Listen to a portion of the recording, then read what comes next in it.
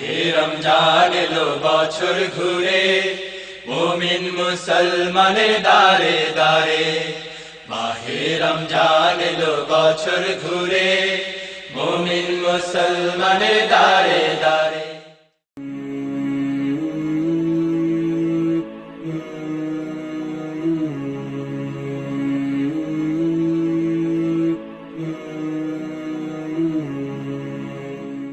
أعوذ بالله من الشيطان الرجيم.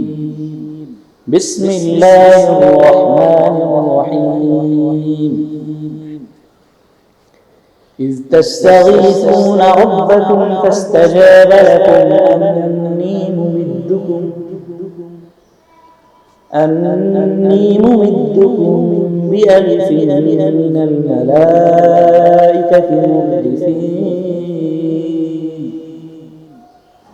وما جعله الله إلا بشرى ولتطمئن به قلوبكم وما النصر إلا من عند الله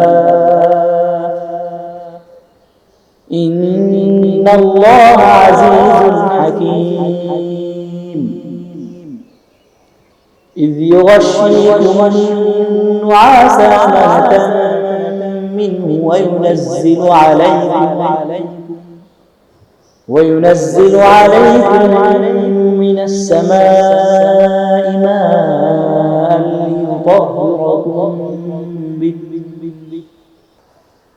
ماء ليطهركم به ويذهب عنكم رجز الشيطان وليربط على قلوبكم ويثبت به الأقدام. إذ يوحي ربك إلى الملائكة أني معكم فثبتوا الذين آمنوا سألقي في قلوب الذين كفروا الرعب فاضربوا فوق الأعناق واضربوا منهم كل بنان.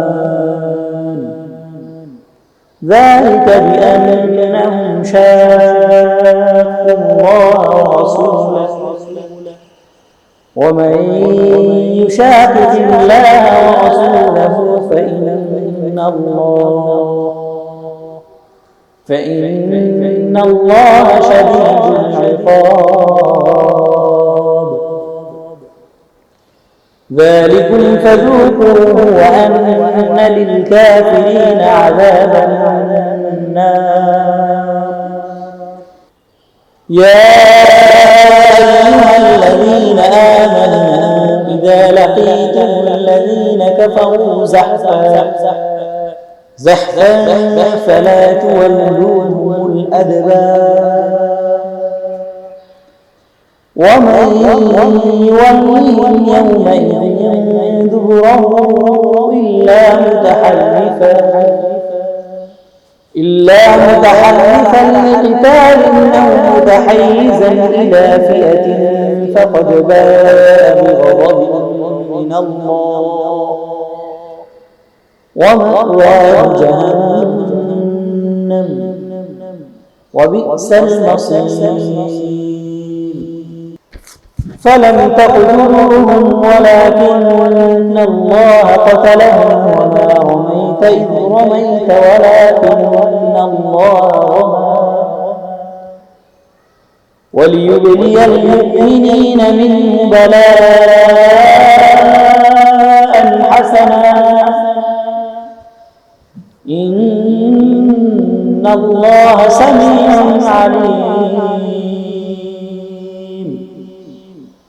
صدق الله العظيم.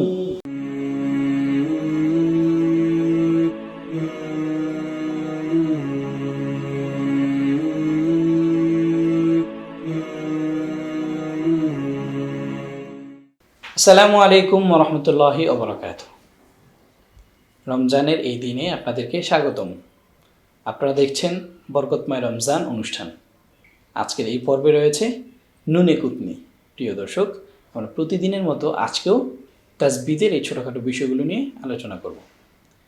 নুনে কুতনি হচ্ছে আমরা কোরআন তিলাওয়াত করার সময় কিছু কিছু জায়গায় দেখব আলিফের নিচে অথবা অন্য কোনো বর্ণের নিচে বা উপরে ছোট্ট একটি নুন থাকে। এই নুন আমরা যখন মিলিয়ে পড়ি তখন এই নুনের উচ্চারণ করে থাকি। আবার যদি ওয়াকফ করি তাহলে এই নুন আমাদের উচ্চারণে আসে না। যেমন জামিআনিল্লাযী, জামিআ এখানে একটা ওয়াকফ ছিল এবং আয়াত শেষ হয়ে গিয়েছে। এরপর থেকে আমরা শুরু করতাম আল্লাযী, কিন্তু আমরা নুনে কুতনি থাকার কারণে যখন আমরা মিলিয়ে পড়লাম তখন আমরা নুনের উচ্চারণ করলাম এবং ওয়াকফ করলাম না। এক্ষেত্রে আমরা পড়লাম জামিআনিল্লাযী। এভাবে প্রিয় দর্শক, আমরা নুনে কুতনির সাথে শিখব, আমরা নুনে কুতনির সাথে শিখব আলিফে জায়েদা। আমরা কোরআন তিলাওয়াত করার সময় অনেক জায়গায় দেখব অতিরিক্ত আলিফ রয়েছে। এই আলিফগুলো লিখায় আসে কিন্তু পড়ায় আসে না। সেক্ষেত্রে আমাদের এই আলিফগুলো উচ্চারণের প্রয়োজন নেই। আবার কোথাও কোথাও এই আলিফগুলো আমাদের মিলিয়ে পড়তে গেলে তখন আসে। এই জন্য আমরা যখন কোরআন তিলাওয়াত করব তখন এই অতিরিক্ত আলিফ দেখে আমাদেরকে চিনে নিতে হবে কোনটি আলিফে জায়েদা এবং কোনটি নুনে কুতনি।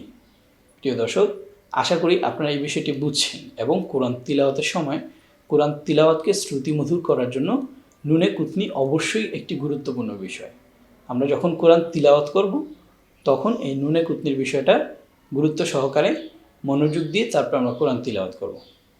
আজকের এই পর্বে বিদায় নিচ্ছি, আবার দেখা হবে। আসসালামু আলাইকুম ওয়া রাহমাতুল্লাহি ওয়া বারাকাতুহু। মাহে রমজান এলো বছর ঘুরে, মুমিন মুসলমানের দারে দারে। মাহে রমজান এলো বছর ঘুরে, মুমিন মুসলমানের দারে দারে। আসসালামু আলাইকুম ওয়া রাহমাতুল্লাহি ওয়া বারাকাতুহু। নাহমাদুহু ওয়া নুসাল্লি আলা রাসূলিহিল কারীম, আম্মা বাদ। সুপ্রিয় দর্শক শ্রোতা, আমরা বরকতের মাস রমজান, আজকে আমরা বিপদ মুসিবত আসে কেন, এক্ষেত্রে আমাদের করণীয় কি, এই বিষয়বস্তু কেন্দ্রিক আলোচনা করব সংক্ষেপে ইনশাআল্লাহ। আমা তৌফিক ইল্লা বিল্লাহ। আল্লাহ সুবহানাহু ওয়া তাআলা মহাগ্রন্থ আল কোরআনের সূরা রুমের ৪১তম আয়াতে কারিমার মধ্যে ঘোষণা করছেন, জাহারাল ফাসাদ ফিল বাররি ওয়াল বাহরি বিমা কাসাবাত আইদিন নাস। স্থলে এবং জলে যে বিপর্যয়, এটা মানুষের হস্ত অর্জিত। অর্থাৎ আল্লাহ বুঝাতে চাচ্ছেন যে মানুষের কারণেই মানুষ বিপদ আপদ বালা মুসিবতের মধ্যে পড়ে এবং বিপর্যয়ের মধ্যে উপনীত হয়। মানুষ যদি কাঙ্ক্ষিত কাজ করে, যদি ভালো কাজ করে, বৈধ কাজ করে, বিধিবদ্ধ কাজ করে, শরীয়ত স্বীকৃত কার্যক্রমে সম্পৃক্ত থাকে, তাহলে সে সুখ শান্তি সমৃদ্ধির মধ্যে দিনাতিপাত করতে পারে। পক্ষান্তরে যখন মানুষ অন্যায়, অবিচার, অনাচার, পাপাচার, শরীয়ত বিবর্জিত, ইসলাম বিগর্হিত কর্মকাণ্ডে লিপ্ত হয়ে যায়, তখন মানুষ আসলে এর দ্বারা সে নিজেই এই অন্যায় অপরাধ বা পাপাচারের মধ্য দিয়ে পরিবেশটিকে বিঘ্নিত করছে, এটাই প্রমাণিত হয়। আল্লাহ বুঝাতে চাইলেন যে আসলে বিপর্যয় মানুষের হাতের কামাই। মানুষ নিজেরাই বিপর্যয়ের দিকে নিজেকে ঠেলে দেয়, নিজেরাই নিজেদের আচার আচরণের মধ্য দিয়ে, তাদের কর্মকাণ্ড এবং কার্যক্রমের মধ্য দিয়ে তারা একটা বিরূপ ও প্রতিকূল পরিবেশ সৃষ্টি করে। তো এখান থেকে আমাদের শিক্ষণীয় বিষয় হচ্ছে যে আমরা কখনো বিপর্যয়ের দিকে নিজেকে ঠেলে দেব না। অনাকাঙ্ক্ষিত, অবাঞ্ছিত অন্যায়, অপরাধ এবং পাপাচারের দিকে আমরা কখনো যাব না। এমন কোনো কাজ আমরা করব না, এমন কোনো কথা আমরা বলবো না, এমন কোনো আচরণ আমরা করব না যেটা কোরআন সুন্নাহর সাথে সম্পৃক্ত নেই, যেটা কোরআন সুন্নাহর পক্ষ থেকে জোর আপত্তি জানানো হয়েছে, আল্লাহ রাসূলের পক্ষ থেকে এই বিষয়গুলো থেকে বিরত থাকতে বলা হয়েছে। এমন অনাকাঙ্ক্ষিত কাজে আমরা নিজেদেরকে সম্পৃক্ত করব না, তাহলেই বিপর্যয়ের শিকার আমরা হব না। আমরা হযরত জারির ইবনে আব্দুল্লাহ রাদিয়াল্লাহু তাআলা আনহুর একটি হাদিসে দেখতে পাচ্ছি, সেখানে রাসূল সাল্লাল্লাহু আলাইহি ওয়াসাল্লাম বলেছেন যে মা মিন রাজুলিন ইয়াকুনু ফি কাওমিন ইয়ামালু ফীহিম বিল মাআসি ওয়া ইয়াকদিরুনা আলা আন ইউগাইয়িরু আলাইহি ওয়া লা ইউগাইয়িরুন ইল্লা আসাবাহুমুল্লাহু বিকাবিন কাবলা আন ইয়ামুতু।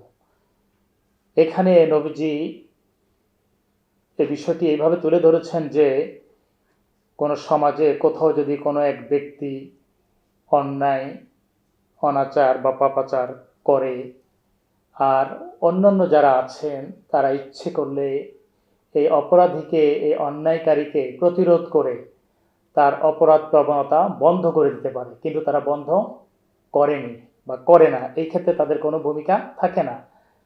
আল্লাহ নবী বলছেন যে মৃত্যুর আগে আগেই এই জাতীয় লোকগুলো যারা অপরাধের সাথে সম্পৃক্ত নেই কিন্তু অপরাধীর অপরাধকে বন্ধ করে দেওয়ার জন্যে যেভাবে জোরালো ভূমিকা রাখা উচিত, যেভাবে সাহসিকতার সাথে প্রতিরোধ গড়ে তোলা উচিত, এই ভূমিকা তারা পালন না করবার কারণে মৃত্যুর আগে আগে আল্লাহর পক্ষ থেকে আযাব ও গজব তাদের উপরে নেমে আসবে। কারণ তারা ইচ্ছে করলে সম্মিলিত প্রয়াস চালিয়ে সংঘবদ্ধভাবে, দলবদ্ধভাবে সকলে মিলে এই অন্যায়কে বন্ধ করে দিতে পারে, এই অপরাধীর অপরাধকে তারা রুখে দিতে পারে, কিন্তু সেটা তারা করেনি বিধায় এই ভালো মানুষগুলো যারা অন্য অন্য ভালো কাজ করেছে কিন্তু এই ভালো কাজটি না করবার কারণে তারা মৃত্যুর আগে আগে আযাব ও গজবের শিকার হবে। তাহলে এখান থেকে বোঝা যাচ্ছে আমি নিজে অন্যায় করব না, এর মানে এই নয় যে আমি অপরাধী নই। এই হাদিসের দৃষ্টিতে বোঝা যাচ্ছে অপরাধ আমি না করলেও অন্য যারা অপরাধের সাথে সম্পৃক্ত রয়েছেন, সমাজের মধ্যে যারা শরীয়ত বিরোধী, ইসলাম বিবর্জিত, অনাকাঙ্ক্ষিত অবাঞ্ছিত কার্যক্রম চালিয়ে যাচ্ছে, তাদেরকেও রুখে দিতে হবে, তাদেরকেও প্রতিরোধের মধ্য দিয়ে তাদের এই অনাকাঙ্ক্ষিত কাজকে বন্ধ করে দিতে হবে। এই ভূমিকা পালন না করা হলে আল্লাহর নবীর হাদিস মোতাবেক রোজা, নামাজ, অন্যান্য ইবাদত করার পরেও বিপদ থেকে মুক্ত থাকার কোনো সুযোগ থাকবে না, বরং আল্লাহর আযাব ও গজবের শিকার হতেই হবে। তাই আসুন নিজেরা অপরাধ করব না, সাথে সাথে অপরাধীকেও অপরাধ করতে দেব না। এই ব্যাপারে আমাদেরকে সক্রিয় হতে হবে, আমাদেরকে সজাগ হতে হবে, আমাদেরকে সচেতন হতে হবে। তাহলেই আমরা একটা সুন্দর সমাজ বিনির্মাণে কাঙ্ক্ষিত ভূমিকা রাখতে পারব।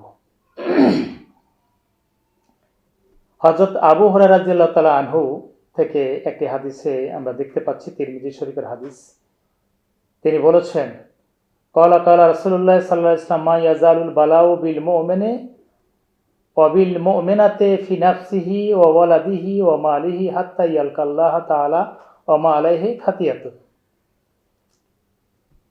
এখানে আল্লাহ নবী সাল্লাল্লাহু আলাইহি ওয়াসাল্লাম যে বিষয়টি তুলে ধরছেন সেটা হলো এই যে মুমিন নরনারীর উপর সময় সময় বিপদ ও পরীক্ষা এসে থাকে।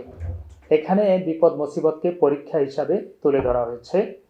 কখনো সরাসরি তার উপর বিপদ মুসিবত আসে, কখনো তার সন্তানের উপর, আবার কখনো তার ধনসম্পদ বিনষ্ট হয়। এই সকল বিপদ আপদে ধৈর্য ধারণ করার কারণে পাপ পঙ্কিলতা মুক্ত হয়ে আল্লাহর সাথে সে নিষ্পাপ হয়ে মিলিত হওয়ার সৌভাগ্য লাভ করে। তাহলে বোঝা গেল যে কখনো কখনো পরীক্ষা হিসেবেও বিপদ আপদ, বালা মুসিবত, আযাব গজব আসতে পারে। তো সেই ক্ষেত্রে ধৈর্যের চরম পরাকাষ্ঠা প্রদর্শন করতে হবে এবং আল্লাহর প্রতি অনুগত হতে হবে এবং আল্লাহর বিধানগুলোকে যথাযথভাবে সুসম্পন্ন করতে হবে। তিনি যেটি করতে বলেছেন সেটি করতে হবে, যে ব্যাপারে তিনি নিষেধাজ্ঞা জ্ঞাপন করেছেন সেই কাজগুলোকে বর্জন করতে হবে। এইভাবে করে আমরা এই পরীক্ষায় উত্তীর্ণ হতে পারবো এবং বিপদ মুসিবত থেকে আমরা আমাদের নিজেদেরকে সুরক্ষা দিতে পারব। আমরা অন্য একটি সূরার মধ্যে সূরা আনকাবুত এর 40 আয়াতের মধ্যেও এ ব্যাপারে যে নির্দেশনা পাই সেটা হলো যে আল্লাহ সুবহানাহু ওয়া তাআলা বলেছেন, আমি প্রত্যেককেই তার অপরাধের কারণে পাকড়াও করেছি, তাদের কারো প্রতি প্রেরণ করেছি প্রস্তর সহ প্রচণ্ড বাতাস, কাউকে পেয়েছে বজ্রপাত, কাউকে বিলীন করেছি ভূগর্ভে এবং কাউকে করেছি নিমজ্জিত। আল্লাহ তাদের প্রতি জুলুম করেননি, কিন্তু তারা নিজেরাই নিজেদের প্রতি জুলুম করেছে। এখানে সূরা আনকাবুতের 40তম আয়াতে মহান আল্লাহ বিষয়টি সুস্পষ্টভাবে জানিয়ে দিচ্ছেন যে যারাই অপরাধ করেছে, যারাই অন্যায় করেছে, যারাই পাপাচারে লিপ্ত হয়েছে, শরীয়ত বিরোধী কার্যক্রমে নিজেকে সম্পৃক্ত রেখেছে, সেটা ব্যক্তিগতভাবে হোক, সেটা সংঘবদ্ধভাবে হোক, যেভাবেই হোক না কেন, এই জাতীয় অনাচার, অবিচার এবং এই জাতীয় শরীয়ত বিরোধী কর্মকাণ্ডের জন্যে মহান আল্লাহ তাদেরকে শাস্তি দিয়ে থাকে এবং তিনি অতীতে শাস্তি দিয়েছেন, ভবিষ্যতেও এইভাবে শাস্তি দিয়ে যাবেন। তাই এই ক্ষেত্রে আমাদেরকে সাবধান হতে হবে, সতর্ক হতে হবে যে আমরা যেন কখনো মহান আল্লাহ পাকের বিধিবিধান এবং তার নবী যেই সুন্নাহ রেখে গেছেন সেই দুটি বিষয়কে সামনে রেখে জীবন পরিচালনার ক্ষেত্রে সংকল্পবদ্ধ হতে হবে, দীপ্ত শপথ গ্রহণ করতে হবে যে আমরা কখনো কোরআন এবং হাদিস বিরোধী কোনো কার্যক্রমের সাথে নিজেদের সম্পৃক্ত করব না, নিজেরা এই জাতীয় অনাকাঙ্ক্ষিত কাজের সাথে থাকব না, নিজেদেরকে এ জাতীয় কাজ থেকে বিরত রাখব, দূরে সরিয়ে নেব। তাহলেই বিপদ মুসিবত থেকে আমরা মুক্তি পাব। আল্লাহ সুবহানাহু ওয়া তাআলা সূরা আনামের মধ্যেও আমাদেরকে যে কথা বলেছেন, যে শিক্ষা আমাদের দিয়েছেন, সেটা হলো আল্লাহ বলেছেন, কুল ইন্না সলাতি ওয়া নুসুকি ওয়া মাহইয়ায়া ওয়া মামাতি লিল্লাহি রাব্বিল আলামিন। ও নবী, আপনি বলুন, নিশ্চয়ই আমার নামাজ, আমার সলাত, আমার কোরবানি, আমার জীবন এবং মৃত্যু মহাবিশ্বের প্রতিপালক প্রভু মহান আল্লাহর জন্যে। তাহলে আমার আপনার নামাজ, কোরবানি, জীবন, মৃত্যু যদি আল্লাহর জন্য হয়ে থাকে, তাহলে শুধুমাত্র আল্লাহর পথেই, আল্লাহর রাহেই, আল্লাহর সন্তুষ্টির জন্যেই আমাকে আপনাকে জীবনের যাবতীয় শক্তি, সামর্থ্য, আমাদের যাবতীয় বুদ্ধি, বিবেক, বিবেচনাবোধ, মেধামনন সব কিছু ব্যয় করতে হবে তারই পথে। কেননা তিনি এই জীবনটা দিয়েছেন এবং এটা এক ধরনের পরীক্ষা। অন্যত্র আল্লাহ বলেছেন যে আল্লাযী খালাকাল মাউতা ওয়াল হায়াতা, যিনি মৃত্যু এবং জীবন দুটি যিনি সৃষ্টি করেছেন, লিয়াবলুয়াকুম, যাতে করে তিনি তোমাদের পরীক্ষা করে দেখতে পারেন, পরখ করে দেখতে পারেন, আইয়ুকুম আহসানু আমালা, কে সুন্দর এবং কাঙ্ক্ষিত আমল করে, সে বিষয়টি পরখ করে দেখবার জন্যে মহান আল্লাহ মূলত আমাদের মৃত্যু এবং জীবন দুটি জিনিস সৃষ্টি করেছেন। সুতরাং এই জীবনটি পেয়ে আমরা যাচ্ছে তাই করতে পারি না, করা উচিত নয়। আমাদেরকে কতগুলো নিয়ম নীতি আল্লাহর পক্ষ থেকে বেঁধে দেওয়া হয়েছে, তার রাসূলের পক্ষ থেকে বেঁধে দেওয়া হয়েছে, আমরা সেই পথে সেই মতেই চলব। মানুষের জীবনের মধ্যে একটা জীবন আছে খোদচাহি জিন্দিগি, মানে নিজের মতো করে চলা, আর একটা আছে খোদাচাহি জিন্দিগি। আমাদেরকে খোদচাহি জিন্দিগি পরিহার করে চলতে হবে এবং খোদাচাহি জিন্দিগি, আল্লাহ মনোনীত পথ ও পন্থা অবলম্বন করে জীবনটাকে পরিচালনা করতে হবে। তাহলে আমি, আপনি আমাদের এই জীবদ্দশায় সুখ, সমৃদ্ধি, শান্তি, উন্নতি, অগ্রগতি আমরা সাধন করতে পারব এবং বিপদ মুসিবত, বিভিন্ন ধরনের ভয়াবহ বিভিন্ন রোগ জীবাণু করোনার মতো যে অবস্থা যেটা এখন আমাদের সমাজে বিরাজ করছে, এই রমজানুল মুবারকের এই পবিত্র মাসে আমাদেরকে পরিচ্ছন্ন জীবন যাপনের জন্য তিক্ত শপথে আবদ্ধ হতে হবে। তাহলেই আমরা বিপদ আপদ, মুসিবত এবং বিভিন্ন রোগ জীবাণু থেকে নিজেদেরকে মুক্ত রাখতে পারব। আর যদি আমরা এই জাতীয় কোরআন সুন্নাহর নির্দেশনা, বিধিবিধান যদি আমরা ভুলে যাই, তাহলে আমাদের ক্ষেত্রে আল্লাহর পক্ষ থেকে যে কথা বলা হয়েছে সেটা তিনি এক ধরনের হুঁশিয়ারি উচ্চারণ করেছেন আমাদের উদ্দেশ্যে, যেটা সূরাতুল আনামের যেটা আমরা আলে ইমরানের 105তম আয়াতের মধ্যে খুঁজে পাই বা দেখতে পাই। সেখানে আল্লাহ বলছেন, ওয়ালা তাকুনু কাল্লাযিনা তাফাররাকু ওয়াখতালাফু মিন বাদি মা জাআহুমুল বায়্যিনাত ওয়া উলাইকা লাহুম আযাবুন আযীম। আল্লাহ সুবহানাহু ওয়া তাআলা এখানে বলছেন যে তোমরা তাদের মতো হয়ে যেও না যারা বিচ্ছিন্ন হয়ে গিয়েছে, যারা বিক্ষিপ্ত হয়েছে এবং মতবিরোধে লিপ্ত হয়ে পড়েছে। মিন বাদি মা জাআহুমুল বায়্যিনাত, আল্লাহর পক্ষ থেকে সুস্পষ্ট বিধিবিধান এসে যাবার পরে, মানে আল্লাহর পক্ষ থেকে বিধিবিধান দেয়া হয়েছে যাতে করে মানুষ তাদের জীবনের প্রতিটি দিক ও বিভাগকে সে বিধিবিধান মোতাবেক পরিচালনা করে, কিন্তু সেটা না করে তারা বিভেদে লিপ্ত হয়েছে, তারা বিক্ষিপ্ত হয়েছে, তারা বিচ্ছিন্ন হয়েছে। আল্লাহর বিধানকে বাস্তবে রূপায়ণের জন্যে দলবদ্ধভাবে, সংঘবদ্ধভাবে, সকলে মিলিতভাবে যে প্রয়াস চালাবার কথা সেটা থেকে তারা সরে পড়েছে। আল্লাহ এজন্য বলছেন, উলাইকা লাহুম আযাবুন আযীম। এই ধরনের কার্যক্রমে যারা লিপ্ত হবে, যারা সম্পৃক্ত হবে, তাদের জন্য রয়েছে বড় ধরনের শাস্তি। এতে বোঝা যাচ্ছে কোরআনের এই বিধান থেকে যে শাস্তি সম্মুখীন আমরা কেন হই, কেন আমাদের শাস্তি দেয়া হয়। শাস্তি এই জন্য দেয়া হয় যে আমরা মতবিরোধে লিপ্ত হয়ে যাই, আমরা আল্লাহর পক্ষ থেকে প্রেরিত যে বিধান, যে নিয়ম নীতি, যে রুলস রেগুলেশনস, যে আইন কানুন, সেগুলোকে আমরা ভুলে যাই, সেগুলিকে আমরা উপেক্ষা করি, অগ্রাহ্য করি, ডিনাই করি। আমরা আমাদের নিজেদের মতো করে চলবার চেষ্টা করি, যার কারণে মহান আল্লাহ অসন্তুষ্ট হয়ে আমাদের নিকট আযাব গজব, বালা মুসিবত, বিপদ আপদ পাঠান।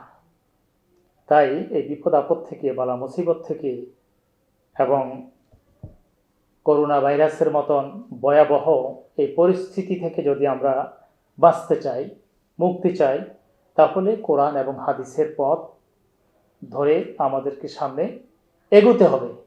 তাহলেই আমরা এই দুনিয়ার জীবনে সুখে, শান্তিতে এবং আরামে আয়াসে থাকতে পারবো ইনশাল্লাহ। তাই আসুন আমরা এই বিষয়গুলোকে মনে প্রাণে বোঝার চেষ্টা করি, উপলব্ধি করার চেষ্টা করি, অনুধাবন করার চেষ্টা করি। তিরমিজি শরীফের একটি হাদিসে রয়েছে, হুযায়ফা ইবনুল ইয়ামান রাদিয়াল্লাহু তাআলা আনহু হতে বর্ণিত, বলেন যে নবী সাল্লাল্লাহু আলাইহি ওয়াসাল্লাম বলেছেন, আমি আল্লাহর শপথ করে বলছি, যার নিয়ন্ত্রণে আমার জীবন, অবশ্যই তোমরা সৎ কাজের আদেশ দেবে এবং অন্যায় ও পাপ কাজ হতে লোকদেরকে বিরত রাখবে, নতুবা তোমাদের উপর শীঘ্রই আল্লাহর আযাব নাজিল হবে। অতঃপর তোমরা দোয়া করতে থাকবে, কিন্তু তোমাদের দোয়া কবুল করা হবে না। এই হাদিস থেকে যে বিষয়টি প্রিয় নবী সাল্লাল্লাহু আলাইহি ওয়াসাল্লাম আমাদের উদ্দেশ্যে তুলে ধরেছেন সেটা হলো এই যে আমাকে আপনাকে দায়িত্ব পালন করতে হবে। আল্লাহর পক্ষ থেকে যে দায়িত্ব আমাদের উপরে অর্পিত হয়েছে সেটা হলো যে আমরা সৎ কাজের আদেশ করব এবং অন্যায় কাজ থেকে মানুষকে বিরত রাখব।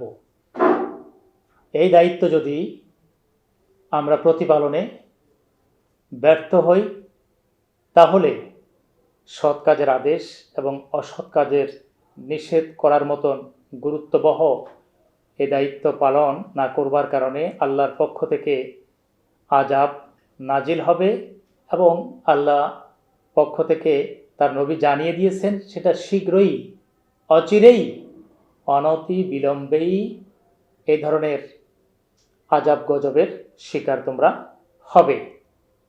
সেই ক্ষেত্রে তোমরা চেষ্টা করবে দোয়া করে এই আজাব থেকে, এই গজব থেকে, বিপদ মুসিবত থেকে নিজেদেরকে রক্ষা করবার জন্যে। নবীজি জানিয়ে দিয়েছেন আগাম যে না, সেই ক্ষেত্রে দোয়া কবুল হবে না।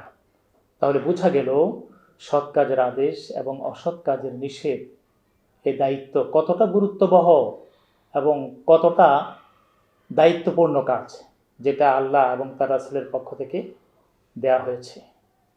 তাই এখন থেকে আমাদেরকে সতর্কতা অবলম্বন করতে হবে, সাবধানতা অবলম্বন করে জীবন পরিচালনা করতে হবে। নিজে শুধু ভালো কাজ করব এমনটি নয়, বরং যারা ভালো কাজের সাথে সম্পৃক্ত নেই, যারা অন্যায়ের সাথে, যারা অনাচারের সাথে, যারা কোরআন সুন্নাহ বিরোধী কার্যক্রমের সাথে নিজেরা আপোষ করে জীবন পরিচালনা করছে, তাদেরকেও এ ব্যাপারে সতর্ক সংকেত দিতে হবে। সেই ভূমিকা, সে দায়িত্ব আমার আপনার উপরে অর্পিত হয়েছে। নবী তার ভাষায় বলেছেন, বাল্লিগু আন্নি ওয়ালাউ আয়া, একটি পংক্তি হলেও আমার পক্ষ থেকে তোমাকে পৌঁছে দিতে হবে। বিদায় হজ্জের ভাষণে তিনি বলেছেন, ফালি বাল্লিগি শাহিদুল গায়বা, আজকে যারা উপস্থিত জনমণ্ডলী তোমরা এখানে রয়েছ, তোমাদের উদ্দেশ্যে আমার বক্তব্য হচ্ছে, অনাগত ভবিষ্যতে যাদের সাথে তোমাদের সাক্ষাৎ ঘটবে, যারা আজকে হয়তো এখানে অংশগ্রহণ করতে পারেনি, তোমরা তাদের কাছে আমার এই মেসেজ পৌঁছে দেবে। আমার পক্ষ থেকে যেই কথাগুলো আমি তোমাদের উদ্দেশ্যে তুলে ধরেছি সুস্পষ্টভাবে, এ কথাগুলো তোমরা অনাগত ভবিষ্যতে যাদের সাথে আমার সাক্ষাৎ হবে না, আমি হয়তো বিষয়গুলো তাদেরকে পৌঁছে দিতে পারবো না, এই দায়িত্ব তোমাদের উপরে অর্পিত হলো, এই দায়িত্ব তোমাদের প্রতিপালন করতে হবে। এ থেকে বোঝা যাচ্ছে শুধু ভালো কাজগুলো আমি ব্যক্তিগতভাবে করলাম, কিন্তু আমার পরিবারে, আমার সমাজে, আমার রাষ্ট্রে সর্বত্র অন্যায়, অবিচার, পাপাচার এগুলো চলমান রয়েছে। এই অবস্থায় আপনি অবশ্যই আল্লাহর আযাব গজব থেকে মুক্তি পাব না। তাই মুক্তি পেতে হলে আমাকে আপনাকে এখন থেকেই কোরআন সুন্নাহকে সামনে রেখে কোরআন সুন্নাহ নির্দেশনা মোতাবেক জীবন পরিচালনায় দীপ্ত শপথ গ্রহণ করতে হবে। আল্লাহ আমাদেরকে এই সংক্ষিপ্ত আলোচনা থেকে শিক্ষা গ্রহণ করে জীবন পরিচালনার তৌফিক প্রদান করুন। আমিন। ওয়া আখিরু দাওয়ানা আনিল হামদুলিল্লাহি রাব্বিল আলামিন। আসসালামু আলাইকুম ওয়া রাহমাতুল্লাহি ওয়া বারাকাতুহু।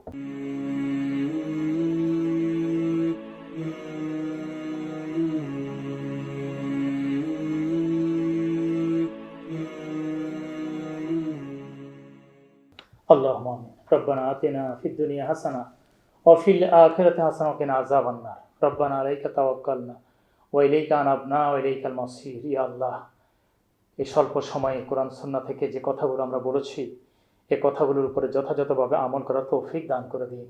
কোনো ভুল ত্রুটি যদি হয়ে থাকে মেহেরবানি করে ক্ষমা করে দিই। ইয়া আল্লাহ, যতদিন বেঁচে থাকি ততদিন কোরআন হাদিস দুটি জিনিসকে পাথেয় হিসাবে অবলম্বন করে যেন বেঁচে থাকতে পারি, সে তৌফিক দান করে দিই। ইয়া আল্লাহ, এক পর্যায়ে যখন দুনিয়ার মায়াজাল ছিন্ন করে পরপারে পাড়ি জমাবো, তখন যেন কালেমায়ে তৈয়্যিবা পড়তে পড়তে তোমার দরবারে উপস্থিত হতে পারি, সে তৌফিক দান করো। সুবহানা রাব্বিকা রাব্বিল ইজ্জাতি আম্মা ইয়াসিফুন ওয়া সালামুন আলাল মুরসালিন ওয়ালহামদুলিল্লাহি রাব্বিল আলামিন।